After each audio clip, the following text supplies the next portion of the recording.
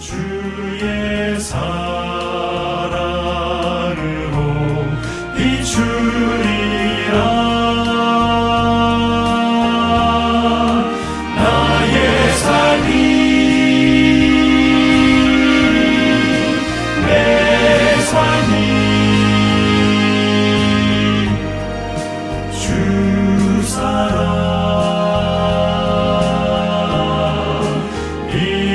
되게 하사. 오 나의 목소리 높여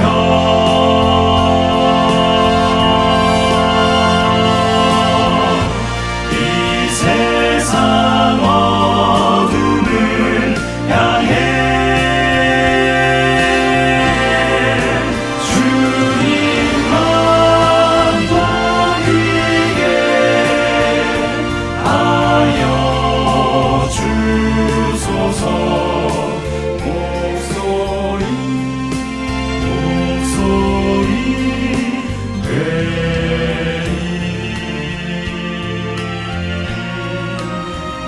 목소리 되리. 소리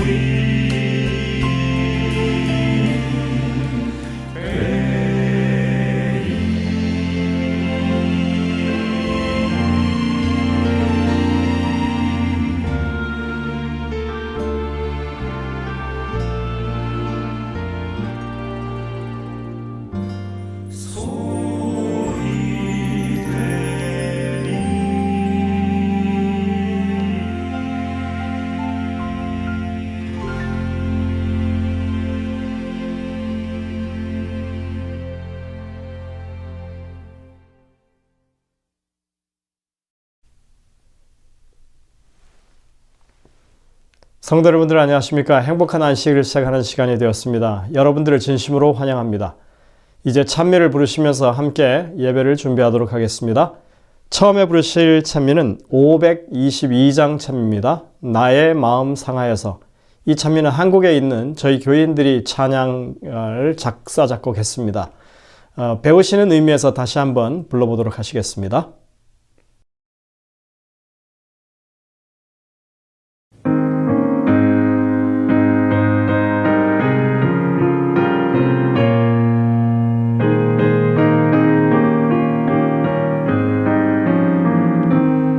나의 마음 상하여서 슬피 울 때에 약한 마음 더욱 약해 힘이 들지만 자비의 주 예수님이 함께 하시면 모든 슬픔 기쁨이 되리. 내가 울 때 나의 주님 함께 우시고 약해질 때 강하여라 용기 주시며 내 곁에서 항상 함께 동행하시는 사랑의 주 예수님 보리. 나의 맘에 거센 풍파 엄습할 때에 험한 길 가시밭길 아플지라도 구원의 주 예수님이 함께 하시면 모든 슬픔 기쁨이 되리. 나를 위해 모든 죄를 짊어지시고 십자가의 보혈로서 세속해 주사 한 마리의 흠이 없는 어린 양 되신 사랑의 주 예수님 보리. 천국 길은 좁고 좁아 힘이 들어서 외롭고 쓸쓸한 길 많을지라도 영원하신 하나님 하시면 모든 슬픔 기쁨이 되리. 예수님의 겟세마네 피땀 흘리신 고귀하신 기도 모습 생각하면서 나를 위해 중보하고 신원하시는 사랑의 주 예수님 보리.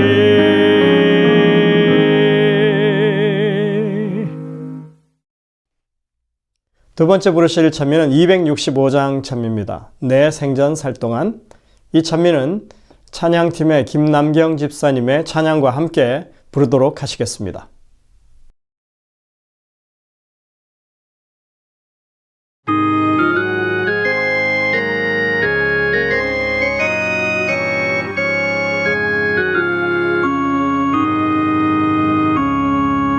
내 생전 살 동안 힘써 일하고 금 같은 세월을 헛소 말아라. 예수 주수 같아서 나를 부르니 늘 주님의 일하라. 일해야 할 때 일하라. 금 같은 시간 흐른다. 이른 양을 위해 수고하는 것은 참 기쁜 일이로다. 내 생전 살 동안 힘써 일하고 내 할 바 의무를 이행하여라. 마음에 슬픔 있는 자 돌아보면서 늘 주님의 일하라. 일해야 할 때 일하라. 금 같은 시간 흐른 날 이른 양을 위해 수고하는 것은 참 기쁜 일이로다. 내 생전 살 동안 힘써 일하고 낙심될 때도 기뻐하여라. 친구 대신 예수를 항상 모시고 늘 주님의 일하라. 일해야 할 때 일하라. 금 같은 시간 흐른 날 이른 양을 위해 수고하는 것은 참 기쁜 일이로다.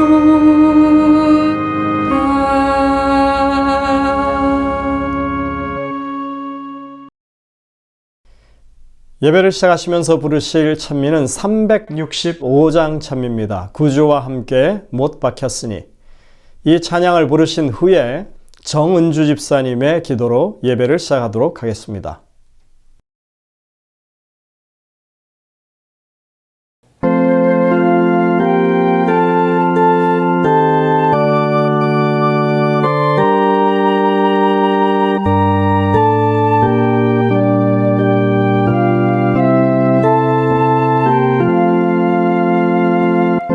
구주와 함께 못 박혔으니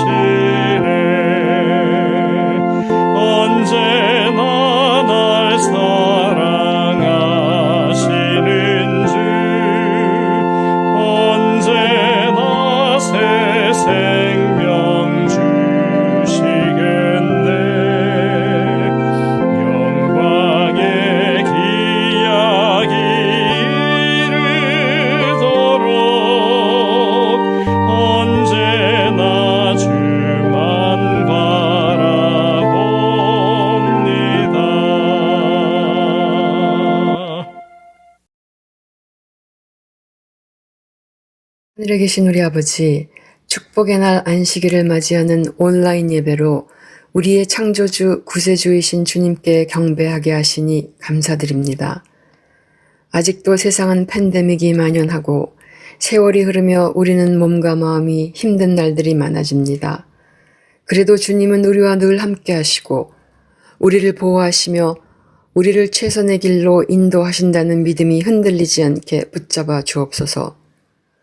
우리가 각자 처한 어려운 상황은 다르지만 우리 모두가 우리를 죄에서 구하신 생명의 근원 되신 주님의 편에 서게 하여 주님께 감사하고 기도하고 찬양하며 말씀을 묵상하고 재림을 고대하며 주님이 주시는 위로와 평안을 얻게 하여 주시옵소서. 우리의 삶이 본향을 향하는 걸음걸음이 되게 인도하시고 갈 길을 잊고 사는 가족과 친지와 이웃을 위하여 기도하게 하시고 그들을 주님께 이끄는 축복의 통로가 되게 하여 주옵소서. 이제 목사님의 말씀을 통해 우리의 마음과 생각이 오직 주님께만 향하도록 인도하여 주시옵기를 예수님의 이름으로 기도하옵나이다. 아멘.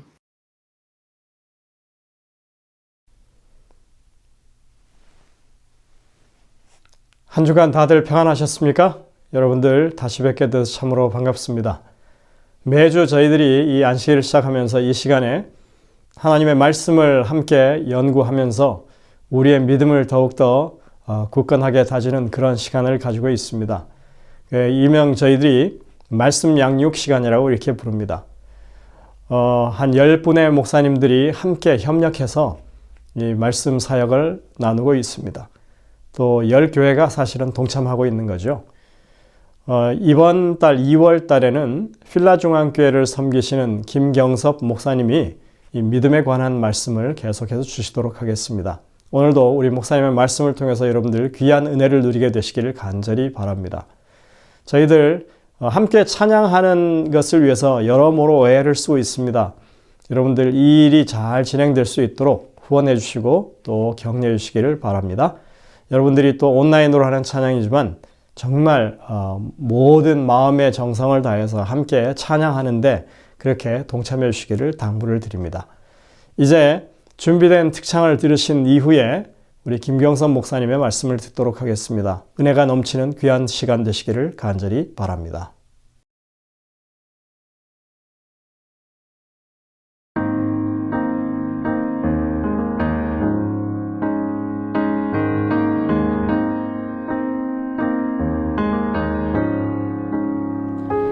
어둠 속에 매이던 내 영혼 갈 길 몰라 방황할 때에 주의 십자가 영광의 그 빛이 나를 향해 비추어 주셨네.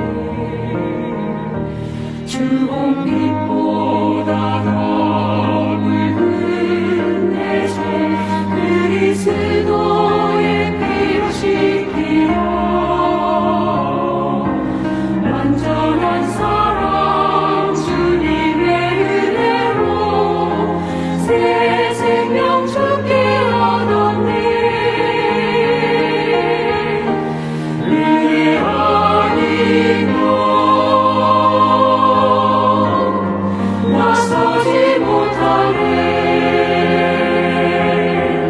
십자가의 그 사랑 능력 아니면 나서지 못하네.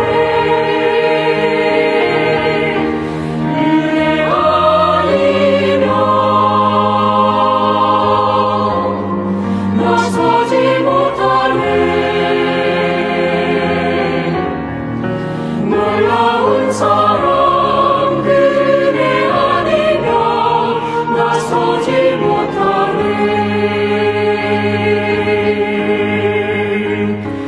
나의 노력과 의지가 아닌 오직 주님의 그 뜻 안에서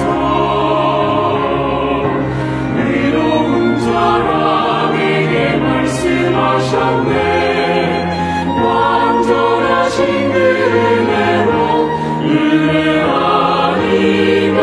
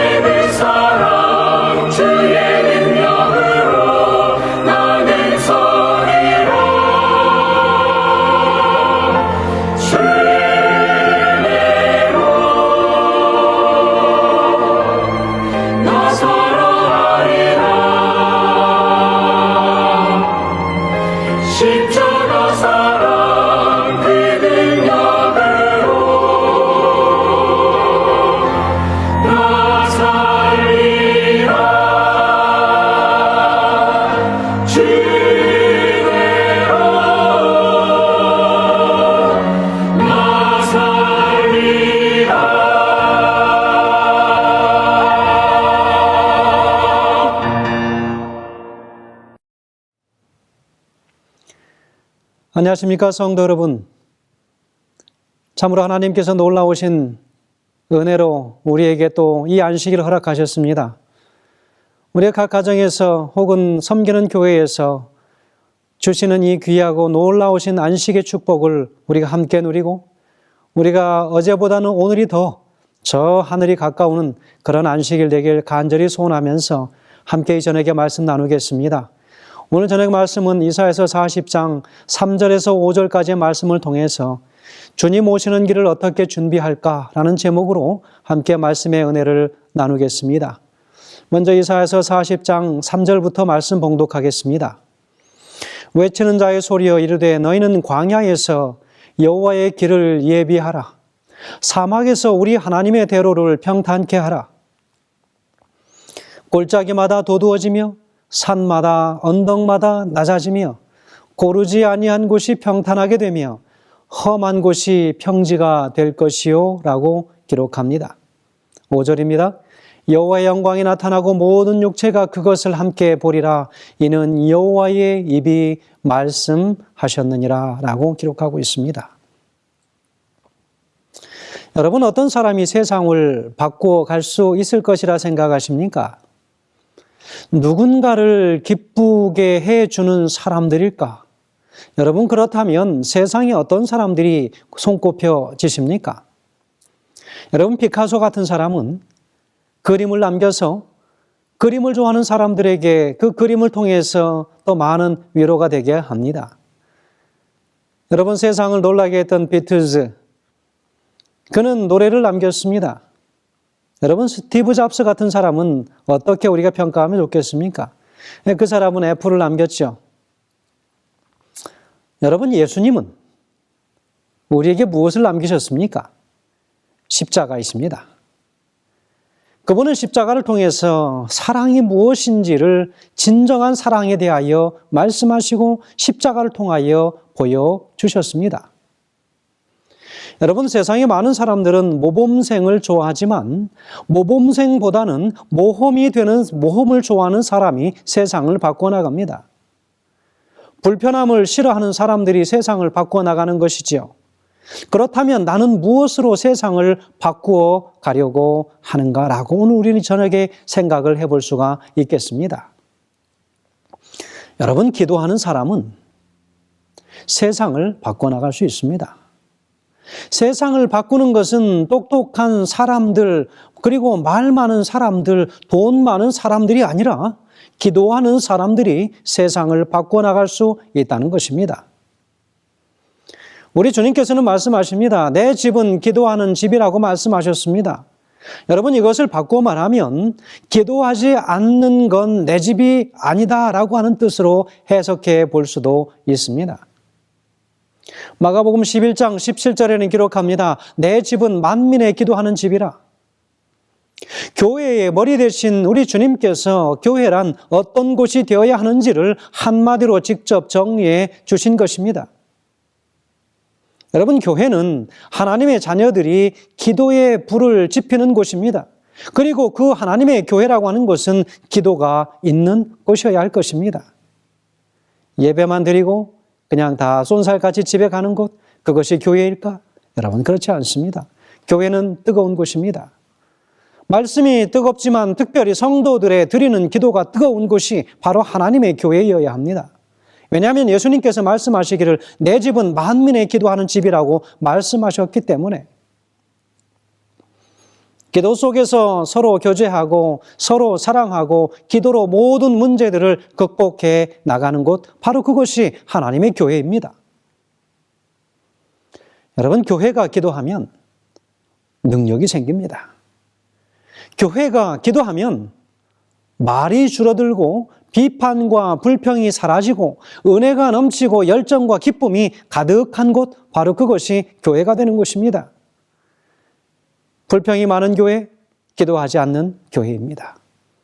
기도하는 교회는 세상의 모든 잡다한 이야기들이 다 쓰레기처럼 여겨지는 바로 그런 곳이 교회입니다.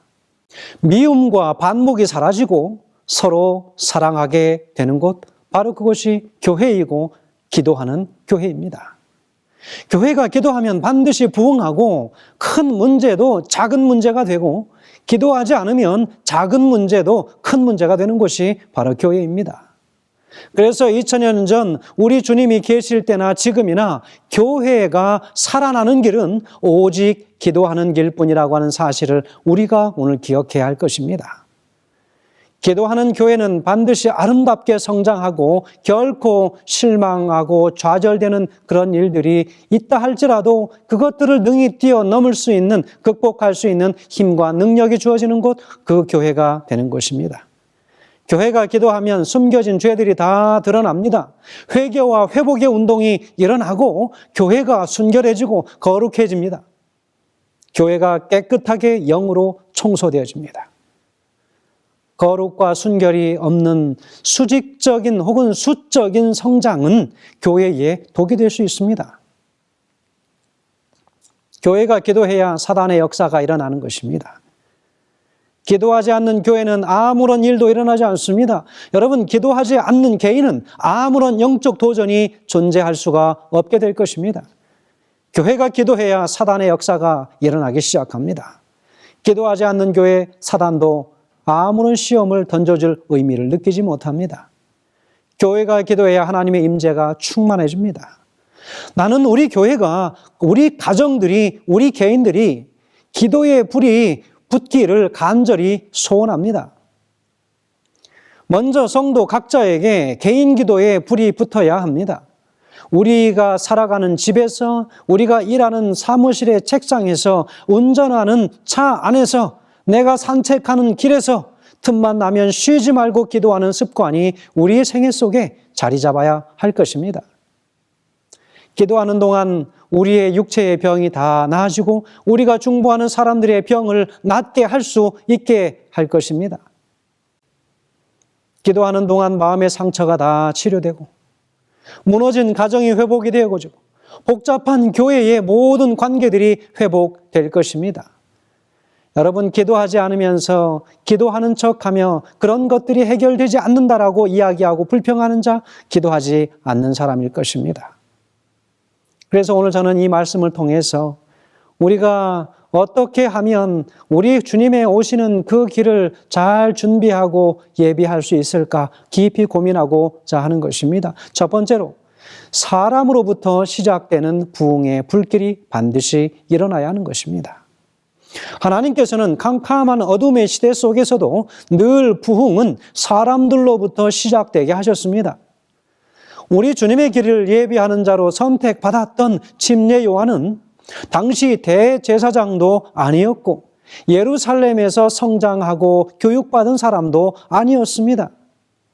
그가 말씀을 하던 곳도 사람들이 많고 시설이 잘 갖추어진 화려한 성전이 아닌 어디였습니까? 광야였습니다. 보통 사람들이 생각하는 이 정도 환경은 되어야 부흥이 일어날 수 있을 것이라고 생각하는 그것은 상식적인 일입니다. 그러나 여러분, 침례 요한이 광야에서 일으켰던 그 영적 부흥은 우리의 상식을 뛰어넘는 그런 부흥이었고 그런 장소였습니다. 그러나 하나님은 침례 요한을 통해서 광야에서 메시아가 오실 길을 예비하시도록 하셨습니다. 하나님께서는 종종 광야 같은 볼품없는 사람을 통해서 광야같이 힘든 상황에 있는 사람들에게 은혜를 주시곤 합니다. 그래서 그 사람들을 통해서 내가 힘들어서 아무것도 할 수 없다라고 다 절망하고 손을 놓아버리려고 하는 그 순간 하나님께서는 그런 사람들을 잡으셔서 세상의 역사를 바꿔나가십니다. 여러분, D.L. 무디 같은 경우는 어땠습니까? 19세기에 세계적인 전도자가 되지 않았습니까? 영적 대부흥의 설교를 일으켰던 그런 대부흥가였습니다. 그는 가난해서 초등학교밖에 나오지 못한 사람이었습니다.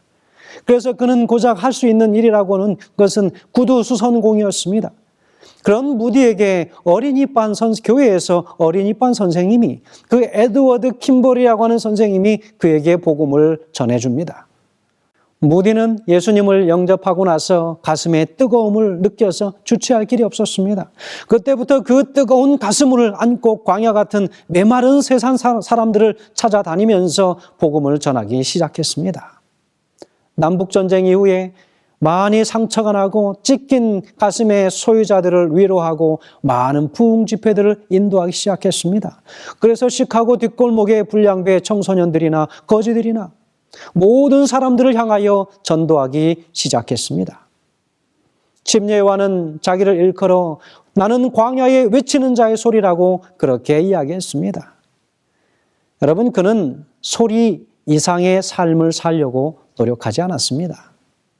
자신은 예수님의 신발끈을 풀기도 감당치 못하는 존재라고 이야기하지 않습니까?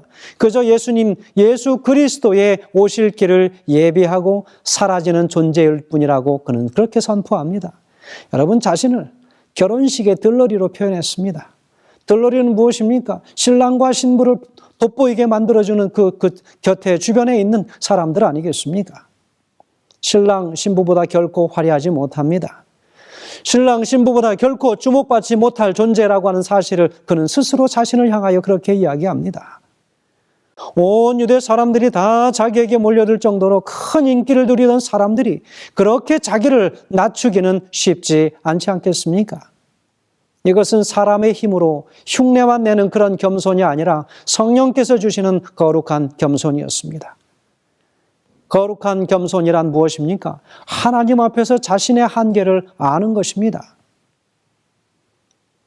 기도하는 사람들은 겸손의 영이 가득한 사람들입니다. 여러분, 저는 역시 이 강단에서 말씀을 전하는 이 순간에도 그런 겸손이 진심으로 임하게 되기를 간절히 소원합니다. 그저 말씀이 전달되어지는 통로로만 사용되어지는 그런 존재이기를 간절히 소망합니다.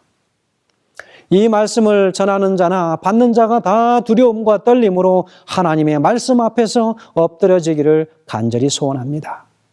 그렇게 된다면 하나님께서는 놀라운 일을 행하실 것입니다.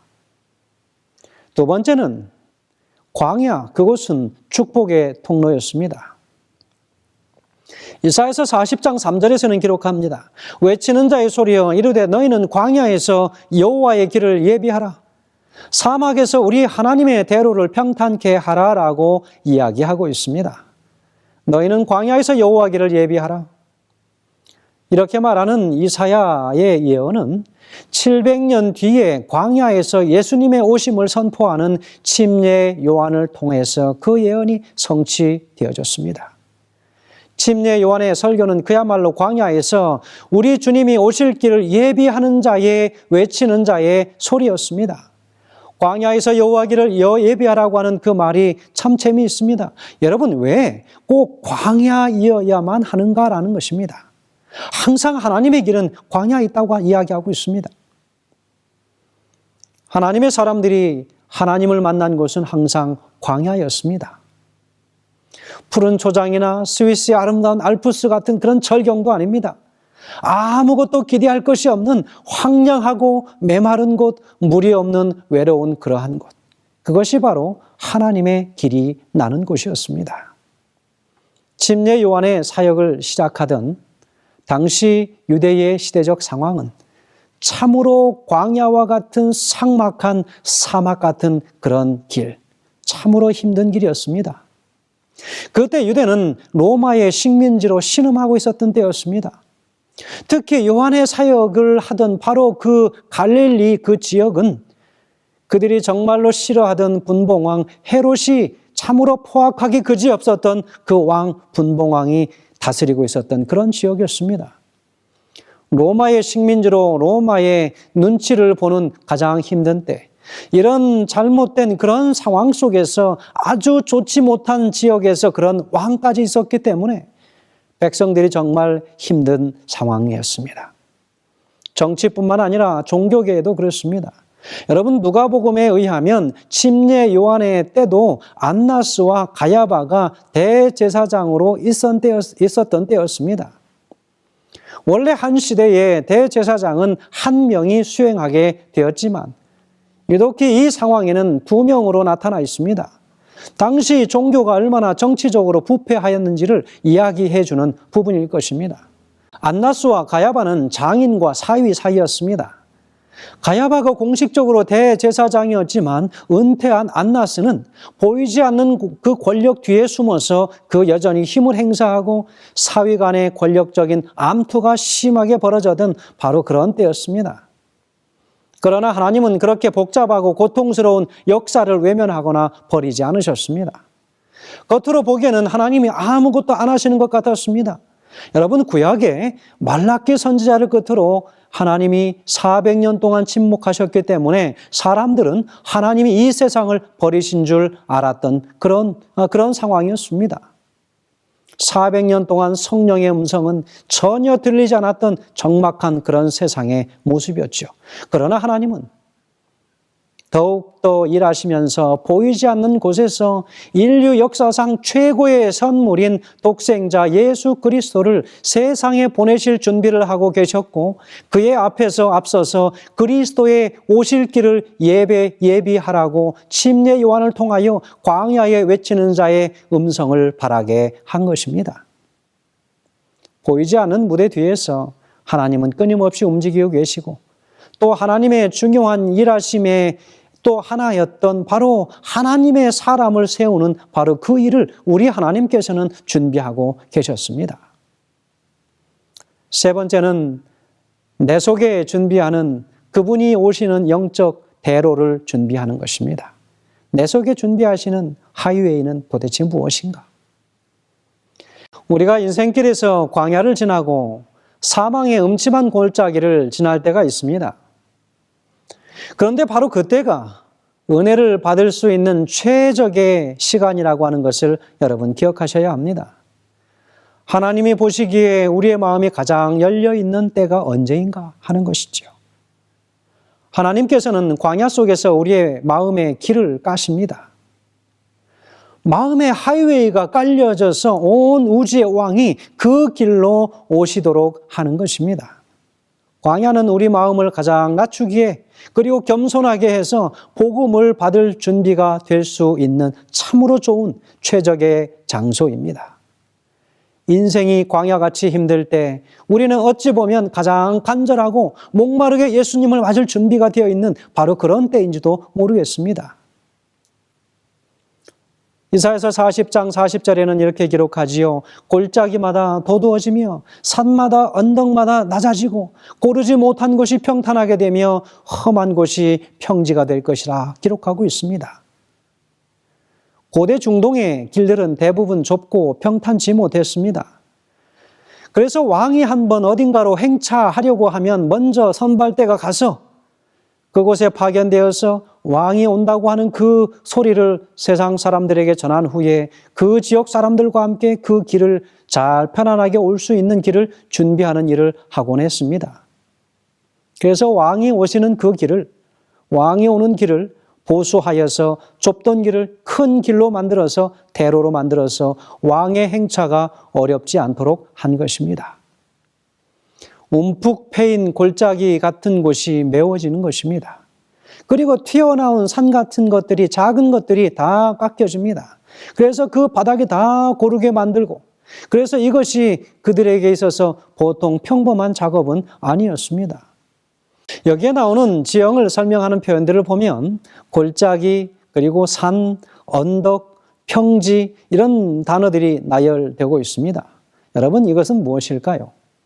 그 당시 이사야가 존재하던 바로 그 시대, 그리고 광야 같은 이런 곳에서 복음을 전해야 할 바로 침례 요한이 복음을 증거할 당시의 영적인 상태, 영혼들의 모든 영적 상태에 관한 표현들인 것입니다. 우리 주님의 길을 예비하는데 실제적으로 유대 땅을 부수고 메우는 일이 필요하진 않았습니다. 하지만 우리 주님이 우리의 마음속으로 오시기 때문에 우리 영혼의 상태를 손봐야 한다는 것입니다.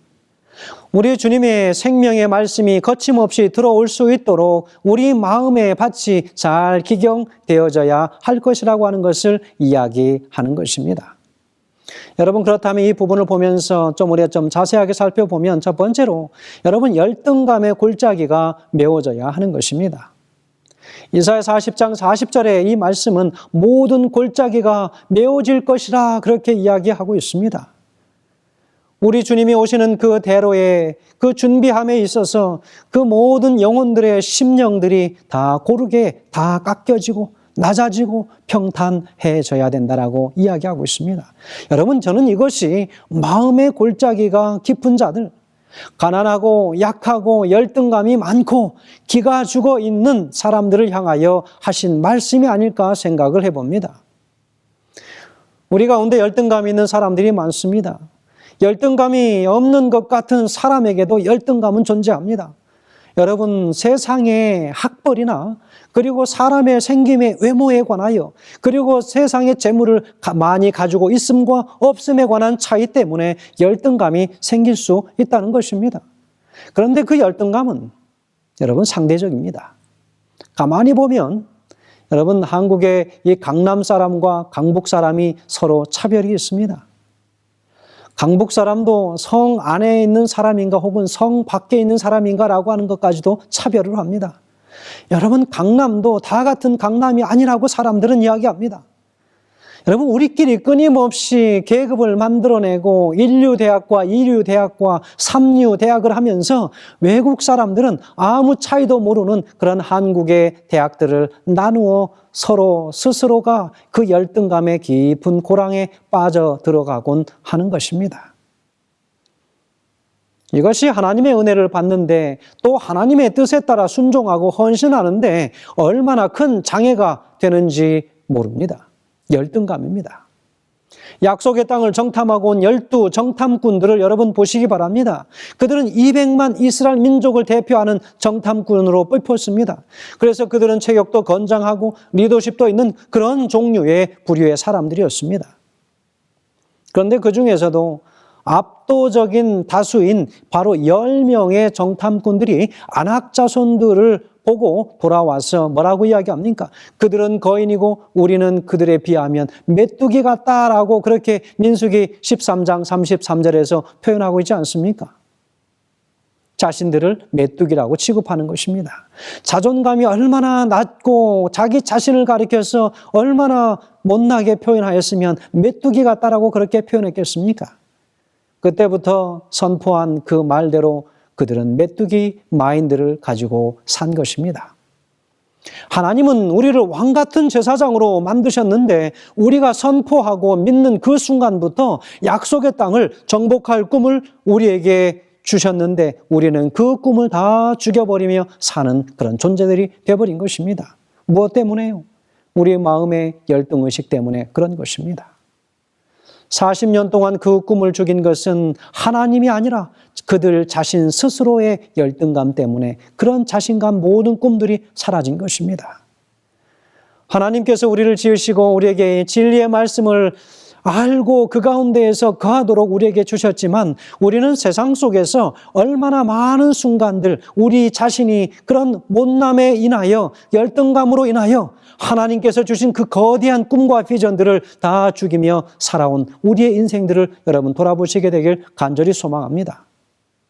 자신감 없고 복음을 가지고 정말 주저주저했던 우리 자신들, 이 코로나 팬데믹의 기간을 통해서 이 복음을 들고 어찌할 줄 모르는 우리 자신들을 보지 않습니까? 여러분, 아무 일도 하지 않으면 아무 일도 일어나지 않습니다. 코로나 기간 여러분 두려워하지 마십시오. 복음을 들고 나가는 것입니다.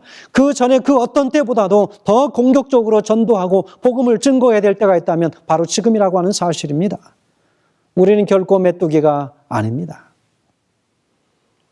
이스라엘 백성들 그들의 열등감은 순식간에 모든 백성들에게 다 번져나갔습니다. 좋은 것은 잘 전해지지 않아도 좋지 않은 것은 쉽게 전해지는 것입니다. 교회 안에서도 우리가 어떤 단체 안에서도 나쁜 여러 사람들의 잘못된 말은 얼마나 쉽게 번져나가는지 모릅니다. 그러나 칭찬이나 좋은 것들은 그렇게 쉽게 번져나가지 않습니다. 무엇 때문에요? 열등감 때문에 그렇습니다. 상대방에 대하여 좋은 이야기를 들으면 제선에서 끝내는 것입니다. 왜요? 다른 사람이 더 많이 그 사람에 대하여 좋은 면을 알지 않기 위해서. 열등감입니다. 여러분, 다들 두려움에 사로잡혀서 통곡하면서 애굽으로 돌아가자고까지 그들은 이야기합니다. 열등감은 나만 시험에 들게 하는 것이 아니라 다른 사람들까지도 시험에 들어가게 합니다. 오늘 하나님께서 우리 마음속에 있는 모든 열등감의 골짜기들을 다 메워주시기를 우리 주님의 이름으로 축원드립니다. 우리는 아무것도 아니지만 우리 안에 계신 그리스도로 인해서 우리는 모든 일을 할 수 있습니다.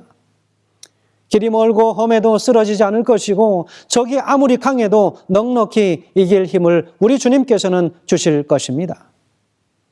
다른 사람과 자꾸 비교하지 마시기 바랍니다. 문제는 크기에 압도되지 말아야 된다는 것입니다. 오직 하나님께 시선을 고정하면 세상의 안악자손처럼 아무리 큰 존재랄지라도 골리앗 같은 존재일지라도 그것은 우리에게 큰 문제가 되지 않습니다. 우리 주님이 다윗을 일으켜서 골리앗을 쓰러뜨리셨다면 보잘것없는 우리도 세워서 엄청난 일을 행하실 것이라고 하는 사실을 여러분 믿어 의심치 않게 되시길 간절히 소망합니다. 두 번째는 교만의 언덕이 깎여져야 합니다. 또 산마다 언덕이 낮아질 것이라고 이야기했습니다. 여러분, 이것은 튀어나온 자아의 교만을 깎는 것입니다. 교만한 사람은 자기가 하나님입니다.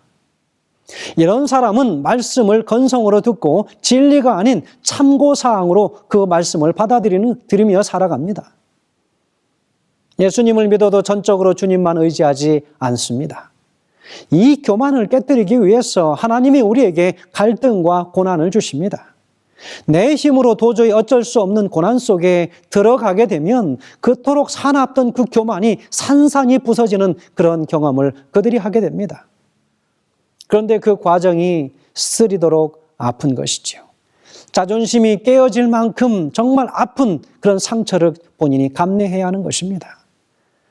고기를 잘 잡는다고 우쭐대던 베드로가 우리 예수님 앞에서 한 마리 고기도 못 잡을 때 우리 주께서 그물을 배 오른편에 내리라고 했을 때 그 그물이 찢어지도록 배가 거의 가라앉을 쯤까지 고기를 주시는 것을 우리는 보지 않습니까? 그때 베드로는 어땠습니까? 그는 예수님의 발 앞에 엎드려서 전적으로 그는 그 자신을 고백하기를 나는 죄인이라고 이야기하면서 나는 죄인이노소이다. 나를 떠나소서라고 그는 고백하지 않습니까? 그러면서 그 베드로는 예수님의 옷자락을 꼭 붙잡고 있었습니다. 예수님이 떠나면 안 되는 것이었습니다. 여러분, 사업이 다 망해서 직장에서 완전히 좌천당해서 자존심이 상하는 것입니다. 병에 걸려서 속이 상합니다. 믿었던 사람에게 배신당하고 본의 아니게 실수를 해서 남에게 상처를 주고 깨지면서 내 자존심은 가루가 되도록 부서지는 것입니다. 하지만 그 과정을 통해서 교만이 깎여 나가는 것입니다. 하나님께서는 우리 인생의 크고 작은 사건을 통해서 우리 마음속의 산과 언덕을 깎아내십니다. 고통스럽지만 그것은 그 자신에게 축복으로 시작될 것입니다. 교만이 빠져나가는 사람에게 은혜의 눈물이 흐르기 시작하고 그 마음밭이 우리 주님 오시기에 가장 편안한 하나님의 길이 되는 것이라고 오늘 말씀을 통하여 이야기하고 있습니다. 와이프는 원고 126페이지에서 기록하기를 이렇게 기록합니다. 누구든지 예배 시에는 상상으로라도 하나님을 경시하거나 그분을 천박한 것들과 관련시키는 경배의 태도를 가져서는 안 된다.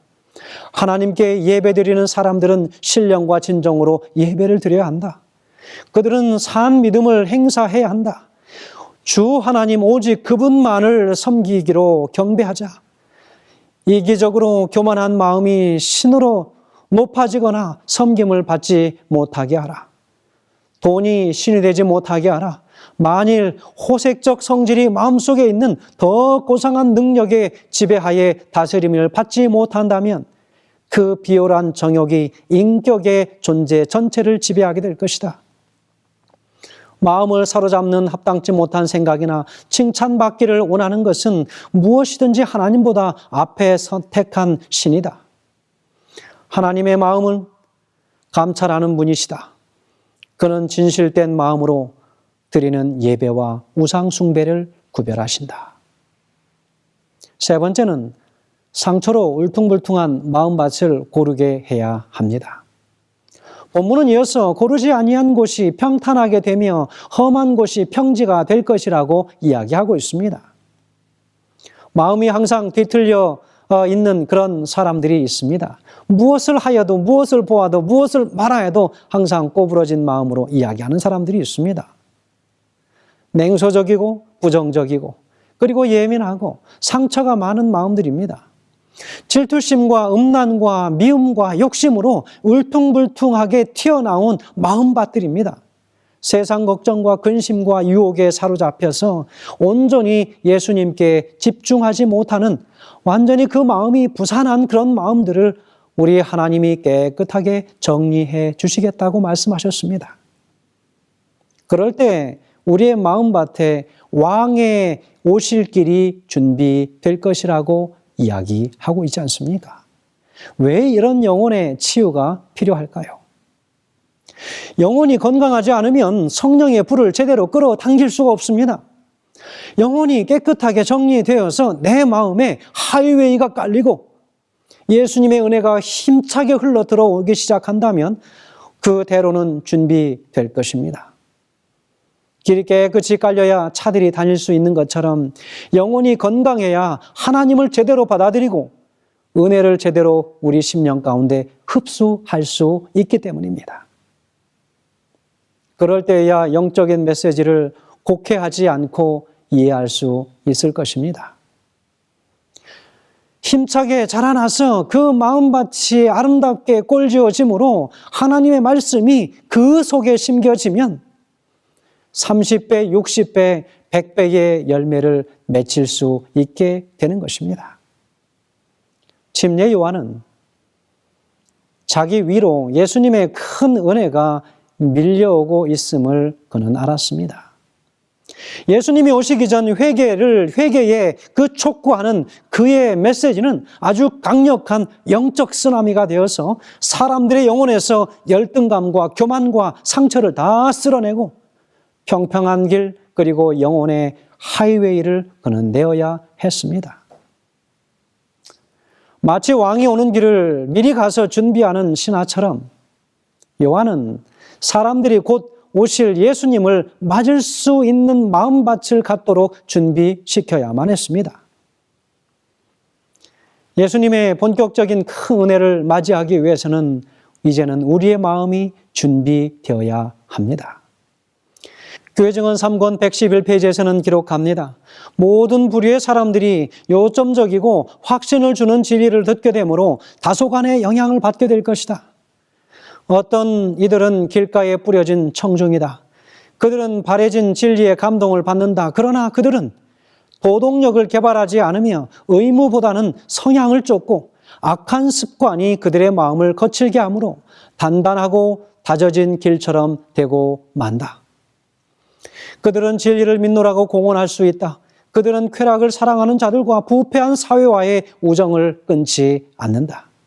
그들은 끊임없이 시험받는 자리에 처해 있으며 울타리가 쳐지지 않은 밭으로 대표될 수 있다라고 기록하고 있습니다. 성도 여러분, 오늘 우리는 어떤 상태에 놓여져 있는 밭입니까? 자갈밭입니까? 아니면 엉겅퀴가 많은 밭입니까? 혹은 길가에 있는 그런 밭입니까? 혹은 잘 마음밭이 갈려져서 옥토처럼 되어서 우리 주님의 대로가 언제든지 준비되어질 수 있는 그런 마음의 밭이십니까? 시온의 대로는 기도로 준비되어야 합니다. 성령님께서는 우리가 기도로서 우리의 마음밭을 잘 기경하기를 원하십니다. 시편 84편 5절에서 7절에는 이렇게 기록합니다. 주께 힘을 얻고 그 마음에 시온의 대로가 있는 자는 복이 있나니 그들의 눈물 골짜기로 지나갈 때에 그곳에 많은 샘이 있을 것이며 예른 비가 복을 채워주나이다. 그들은 힘을 얻고 더 얻어 나아가 시온에서 하나님 앞에 각기 나타나리다라고 기록하고 있습니다. 마음의 시온의 대로가 있는 사람이란 우리 주님이 오시는 길이 활짝 열린 준비된 그런 사람을 말합니다.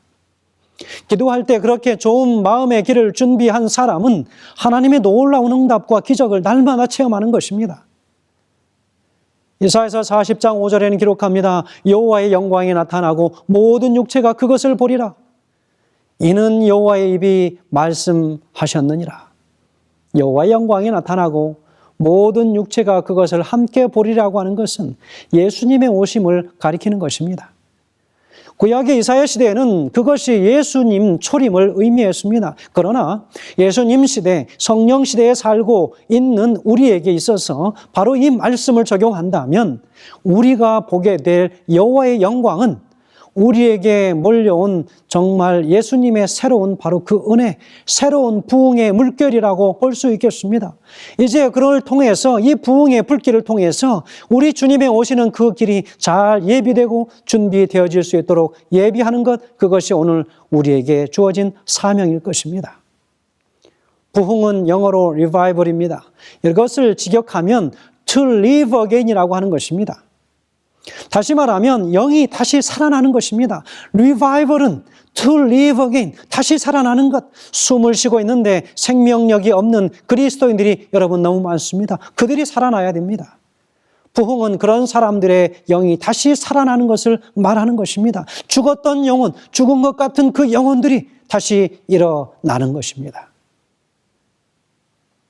주님을 처음 만났을 때 첫사랑이 초심이 되살아나기를 간절히 소원합니다.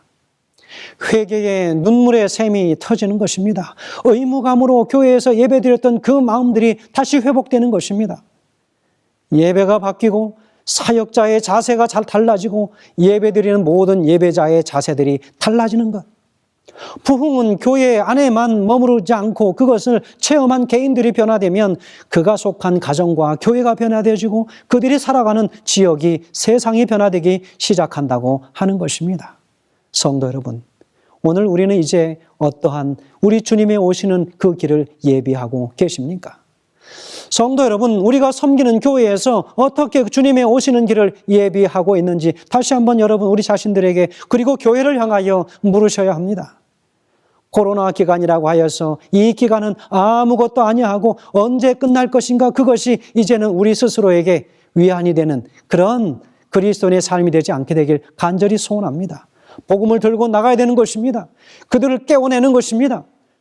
오히려 이 때는 더 공격적으로, 더 열심으로 하나님께서 주실 그 많은 열매들을 바라면서 일할 때라고 하는 사실을 여러분 기억하셔서 다시금 이 땅에서 우리가 가진 이 진리로 복음의 부흥을 일으켜서 우리 주님의 오시는 대로를 우리 손으로, 우리의 심령으로 준비된 마음으로 예비하여 그분의 오심을 더 촉진하는 우리 모든 그리스도인의 삶이 되시길 간절히 소원하면서 말씀을 줄이겠습니다. 감사합니다. 기도하겠습니다. 하늘에 계신 아버지 하나님, 오늘 우리에게 우리 주님의 오시는 그 길을, 그 대로를 예비할 수 있는 심령을 허락하여 주시옵소서. 우리 개인과 우리의 가정과 우리가 섬기는 교회가 깨어나게 하시고 잠잠했던 이런 모든 세상의 교회들이 다시 한번 말씀으로 인하여 깨어나게 하셔서 우리 주님 오시는 그 길을 예비하고 정말 깨끗하게 준비하는 각자의 심령들, 하나님의 교회의 영적 상태가 될 수 있도록 인도하시기를 우리 주님 예수님의 귀하신 이름으로 간절히 축원하옵나이다. 아멘.